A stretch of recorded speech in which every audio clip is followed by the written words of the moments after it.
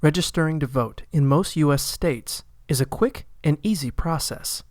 To be eligible to vote, you must be a U.S. citizen and at least 18 years old by Election Day. If you are under the age of 18, you may be able to pre-register to vote if allowed by your state's laws. If you are a first-time voter, you will need to provide proof of identity when registering, such as a driver's license, state ID, or passport. You may also need to provide additional proof of residence, such as a current utility bill or bank statement. Check your state election office website for a list of acceptable documents.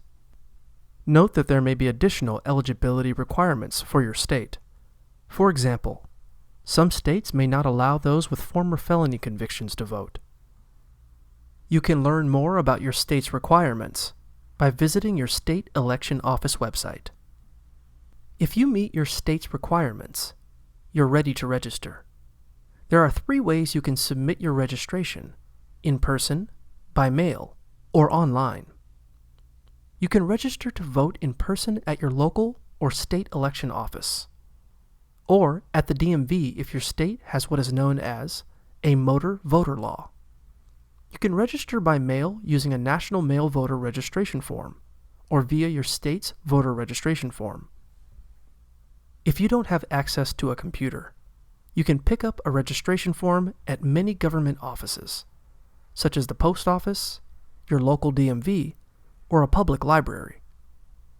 In several states, you can also register to vote online. Currently, 39 states plus the District of Columbia offer online registration. If you plan on voting in an upcoming election, make sure to register to vote before your state's deadline. You can find your state's voter registration deadline as well as same-day registration details on your state election office website or a nonprofit, nonpartisan website like vote.org. The earliest state deadline for the 2020 presidential election is October 3rd, 2020.